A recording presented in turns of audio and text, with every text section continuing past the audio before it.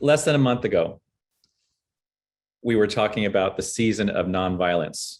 You may remember that it lasts, I think, from the anniversary of the death of Gandhi to the anniversary of the death of Martin Luther King. So from January 30th to April 4th. But who would have thought that weeks later, we'd be watching Europe's biggest armed conflict since World War II? But here we are, and the world is watching. Most of us feeling somewhat helpless. One would think that after all we've learned in our 100 million year barbaric history, that war would be a thing of the past. For those of you, I thought it was interesting that as Star Trek fans, I believe they had solved war on our planet. They had solved the issues of money. There was no money on our planet, but war still existed interplanetarily. So even then, I guess you wouldn't have had a show if there couldn't be war between the planets, right?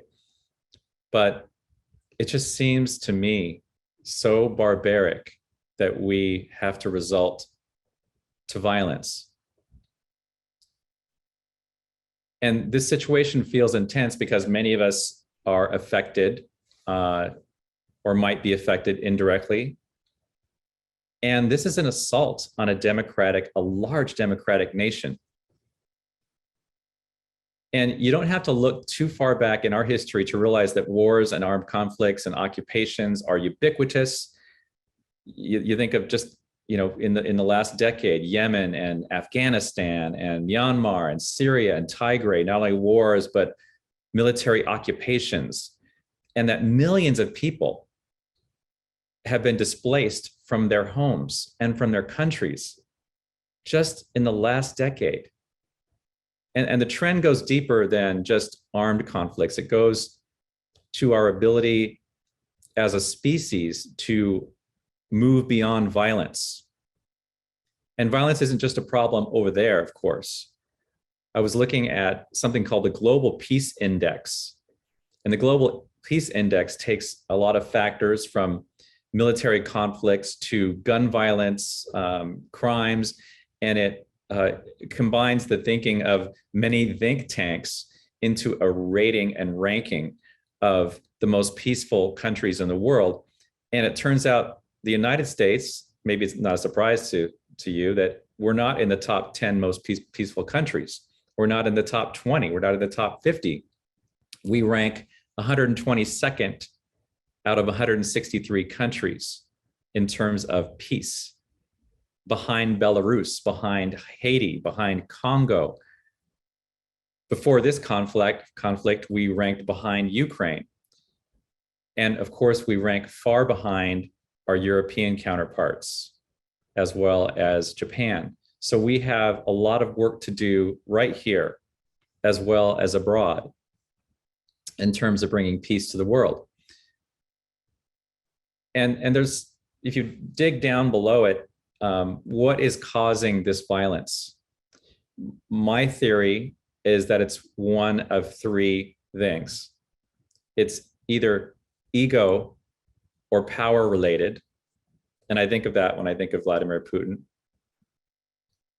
It's economically related because of economic disparity that creates conflict, or the fear of lack. Nations have invaded nations mostly because of economic reasons. And then the last is disregard for the sovereignty of a nation or a person or a people. And that includes racism in all of its forms. So that's what you see happening in the Tigray region today. So one of these reasons, ego, power, abundance, or economic disparity, and disregard for the sovereignty of a person or a people. And those who perpetrate war, I don't think they're lovers of war. I mean, maybe some of them are, but what's behind the Ukraine conflict can be tied to one of the above and it isn't a love of war. But people are willing, certain people, or maybe a certain individual is willing to go to war because of one of those reasons. That isn't a love of violence. And on this topic, Jimi Hendrix said, when the power of love overcomes the love of power, the world will know peace. So I wish Putin knew that quote. When the power of love overcomes the love of power, the world will know peace. So, as I mentioned, many of us feel somewhat helpless in this, the world's struggle to become a nonviolent place. So we ask ourselves in this unity movement, can our beliefs, which are rooted in the law of attraction, which are rooted in our power of co-creation, really change things? And to this question, my mentor said to her class, she said, well, do you believe that everything is energy? Because if you do believe that everything is energy, then of course you know that thoughts are energy. And then when a person, or we all here in this room, pray and think in a certain way, it creates a vibratory frequency that is real, and it can change things. So our thoughts and prayers absolutely have power in this local environment, but also in the global environment. And it may be in God's timing. And if it weren't a mystery, we wouldn't be here, if there were no mystery. So it's in God's timing, and it may not be an answer that looks like what we want it to look like. But everything is created twice. Look around you. There is nothing that you see around you that wasn't first created in the mind. So everything is created twice. So this is where I come back to co-creation, and I speak of the law of attraction. Some of you may have first heard the law of attraction from a book or a movie like The Secret, or from Esther Hicks. Those of you who have been in Unity a long time know that the law of attraction is actually dates back thousands of years, as exemplified by Jesus. Ask, seek, knock. But it is older than that. So this idea of law of attraction helped form the very new thought movement of which we are a part. And I've been taking a class this week from Mary Morrissey, otherwise known as Mary Mannon Morrissey, and she breaks down the law of attraction into 3 parts: intention, attention, and expectation. So first, intention. What do I desire? Or at least, what things am I willing to make welcome? And then there's attention, meaning what are you spending your time thinking about? And then there's expectation.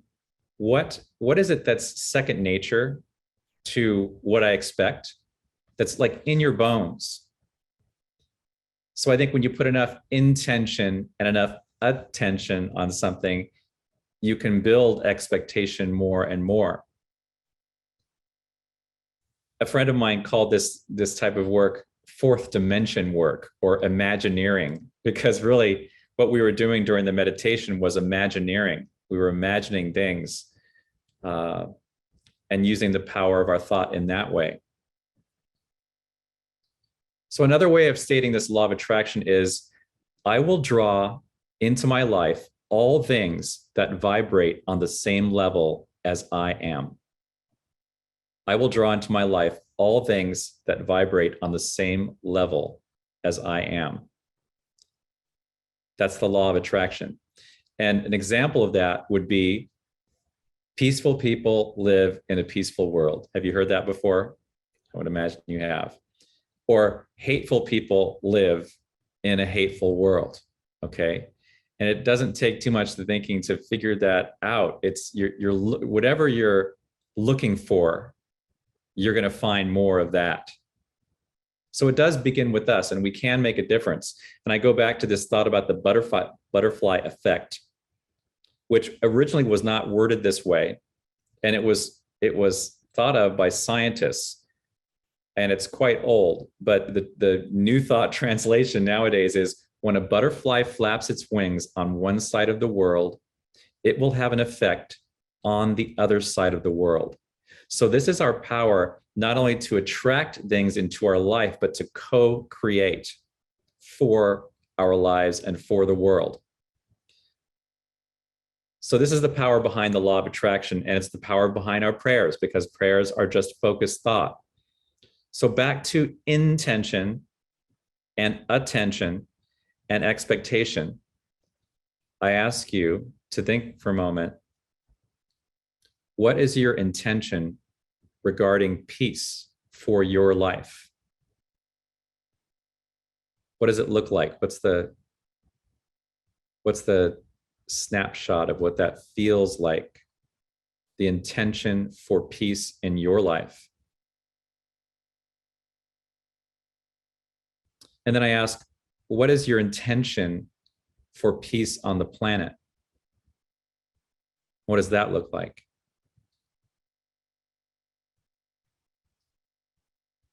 Esther Hicks, regarding intention, said, it's my dominant intent to look for things that feel good today.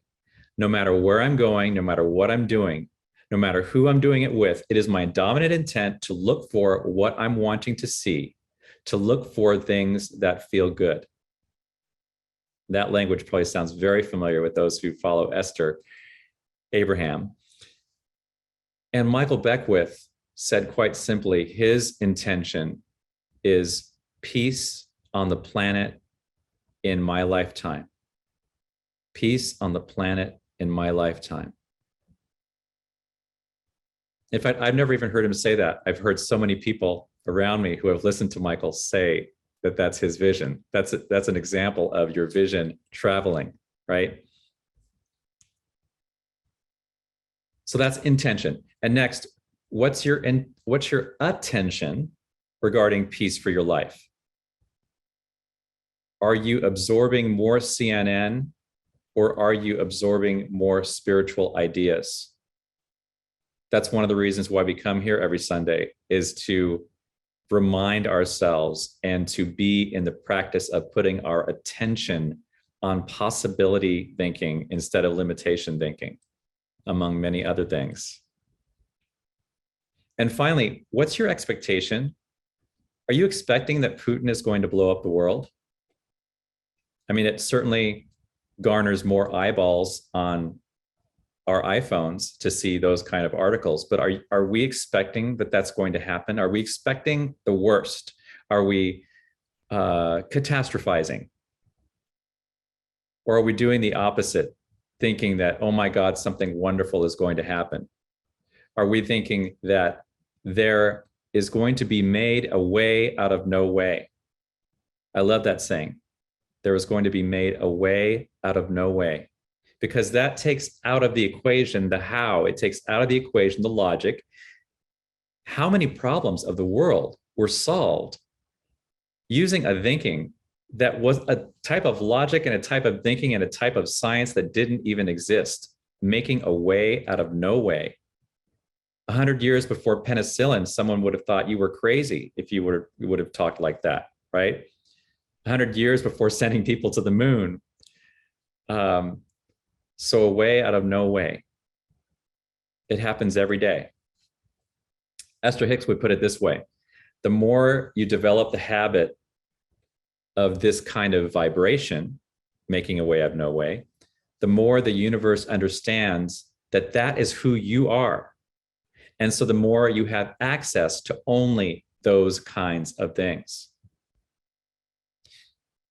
So our mode of praying is very much based upon affirmations, which are these things. We're affirming, we're declaring what's true beyond what we can see with our eyes. And it's also made up of denials. And this just happens to be a perfect time to talk about affirmations and denials. Denials are the opposite of the truth. They're things that we want to release, because Lent is on Wednesday. And for those of you who observe Lent, Unity publishes a booklet every year on Lent, and I took this page of Affirmations and Denials. And I'd like for us to say a few of them together. I just cherry picked a few of these. So if you'll say with me, so I'm going to start out with, it's always good to start out with the denials first. And I'll explain that in a minute. Those are the negative, the opposite of affirmations, what we want to release. So say after me, I release problems that seem overwhelming. I release my fear of moving forward. I release pessimism and negative thinking. I release my habit of worrying. I release any belief in limitation. I release any drama or conflict. I release any drama or conflict. And let's say that again. I release any drama or conflict. I release any drama or conflict. I release the habit of digging in my heels. And finally, I release my darkest fears. So now to the positive side, the affirmations. I took a few of these and I'd like you to repeat them with me or after me. I renew my commitment to see the divine in all beings. I renew my commitment to see the divine in all beings. I renew my positive expectations. I renew my faith in divine order. I renew my sense of possibility. I renew my hope. I renew my openness to the healing power of spirit. I renew my openness to the healing power of spirit. Let's say that again. I renew my openness to the healing power of spirit. I renew my openness to the healing power of spirit. I renew my connection with spirit, self, and others. I renew my connection with spirit, self, and others. And I renew my patience and compassion. I renew my patience and compassion. Compassion for myself and compassion for all beings. I think those are the most important ones today, in my opinion. So that's from and you can order this from Unity. It's the Lent booklet, and you can even download it online. And notice that I said that affirmations are more powerful than denials.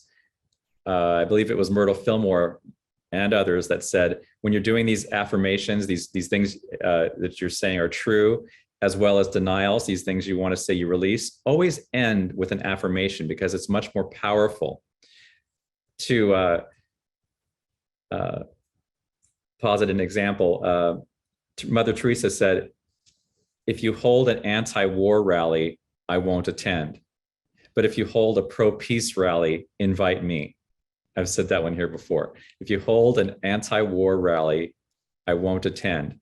But if you hold a pro-peace rally, invite me. And that was in the spirit of wanting to be affirming the positive and not affirming the negative. Perhaps that's why Marianne Williamson for years advocated for a Department of Peace instead of a Department of Defense. And some of you in this room, I know, were a part of Beyond War, the movement that had the same thinking. I see Don and Deanna shaking their head. And if Marilyn and Kent are here, I know you were part of Beyond War. That was that thinking that was really, quite nascent and unusual at its time. And finally, I say we can take a step further by thinking of this. I alluded to this earlier, this may even anger some, but we can take a step further by saying we are not anti-Putin, but we are pro-peace. And we can take a step further by actually praying for the healing of Vladimir Putin. Like, think what kind of thinking that does. We're not praying for Putin's success, of course. We're praying for the healing of Putin. Thinking that that is so much more productive than the denial and putting up the roadblock. Let's put up the green light for Vladimir Putin to have an epiphany. So that's my prayer today. I want to end with a prayer that I saw from Unity of Houston, from their senior minister, Michael Gott. And so I'd like to have you join me by going within for a moment as I read his prayer. We pray for peace.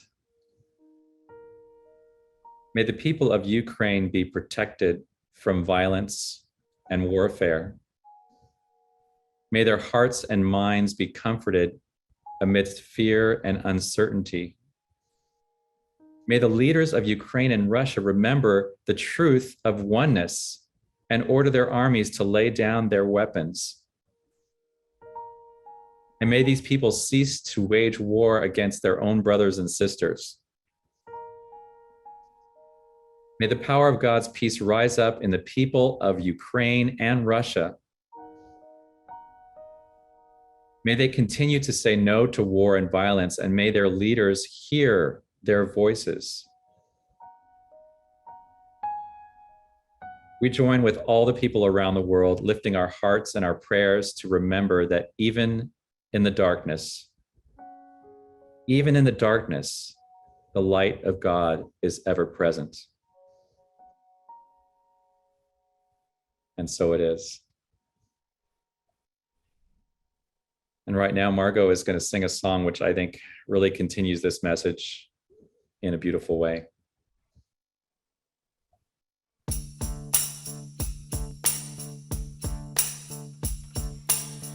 There's no space that your love can reach.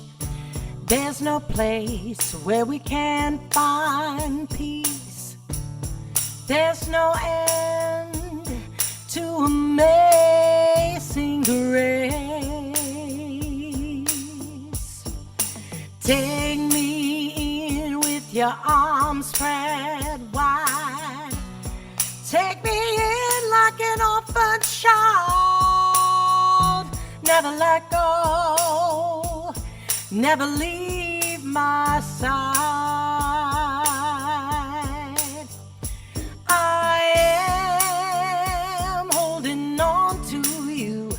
I am holding on to you.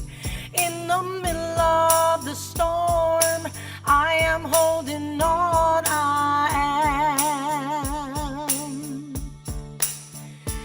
I am holding on to you. I am holding on to you. In the middle of the storm, I am holding on.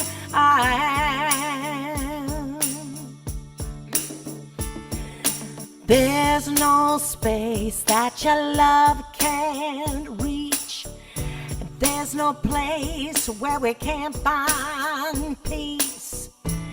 And there's no end to amazing grace. Take me in with your arms spread wide. Take me in like an orphan child. Never let go, never leave my side. I am holding on to you. I am holding on to you. In the middle of the storm, I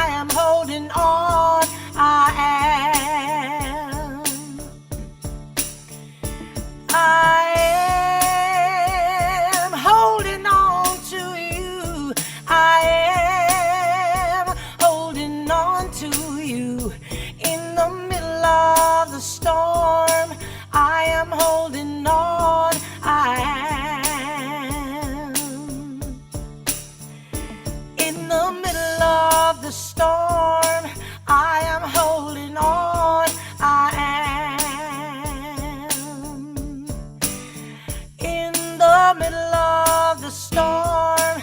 I am holding on. I am.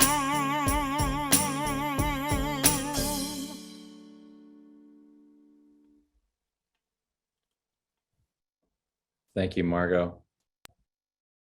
For our meditation, I want you to just take a moment to look at the screen. This is the world at night, the Eastern Hemisphere.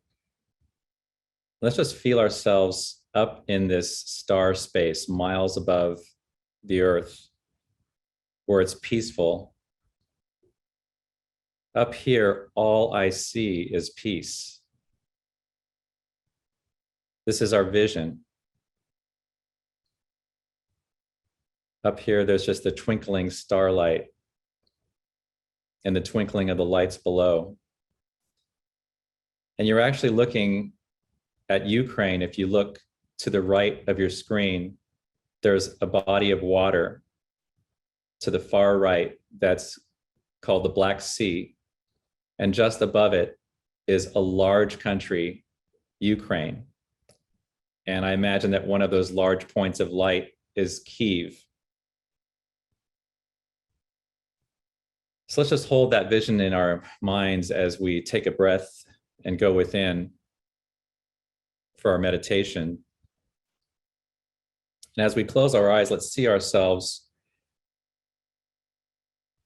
picture ourselves viewing this planet from the starlight perspective again. It is night in Ukraine. Let's imagine all the lights down below as the citizens themselves, made of starlight.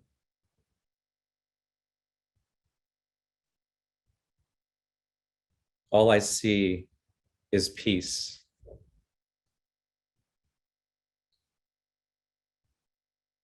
Peace in my mind, peace in all of my transactions with others. Let's just imagine that peace in my life, peace all around me.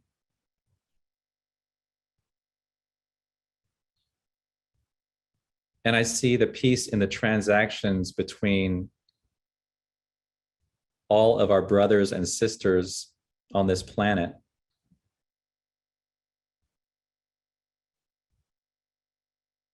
There are no borders. Countries are just abstract designations, economic designations, governmental designations, but I don't see any borders here.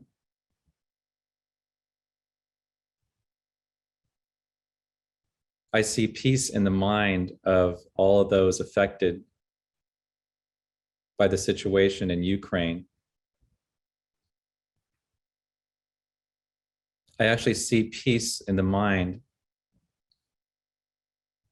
of Vladimir Putin as well as Vladimir Zelensky. I see peace in their minds.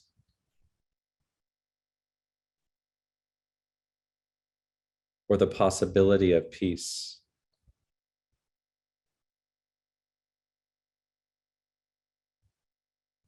I see peace in the hearts of the Russian people and the people of Ukraine.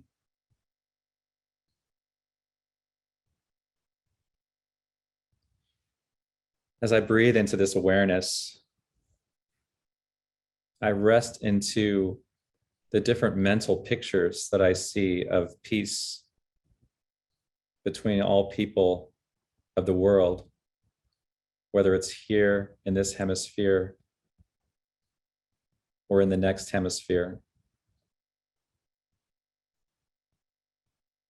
I see visions of this peace ever expanding.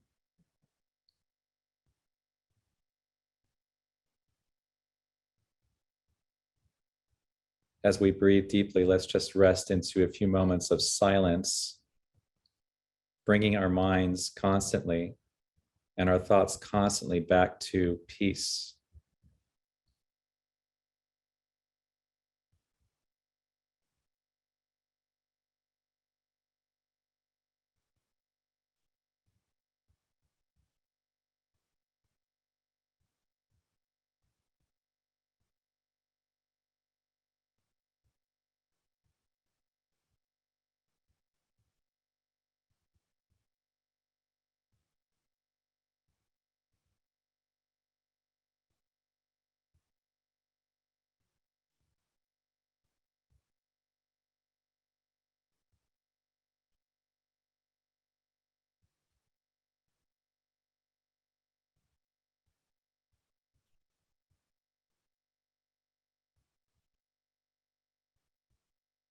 Coming from the heart space,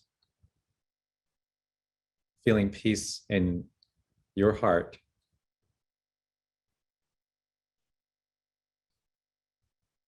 Let's just share some of that peace out with our neighbors, our citizens here, and just envision all the citizens of this country holding hands and inviting the people of Ukraine, the people of Russia, the people of Europe, the citizens of the world to hold hands with us across this great bridge.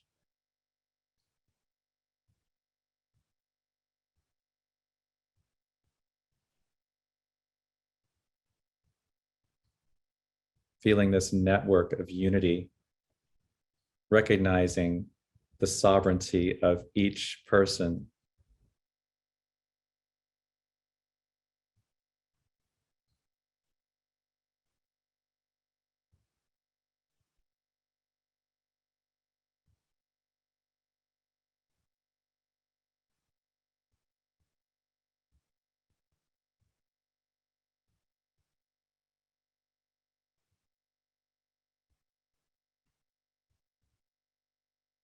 This is the highest reality. This is the highest vibration.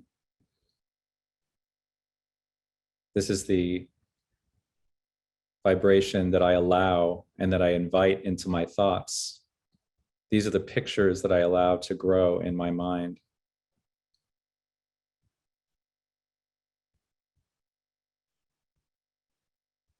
This energy is real.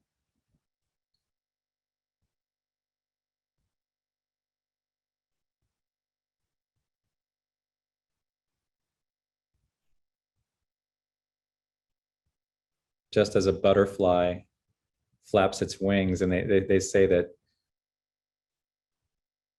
each butterfly that flaps its wings cannot affect everything else around it to the farthest reaches. So I know that this meditation of peace, this prayer for peace, reaches beyond borders, beyond war.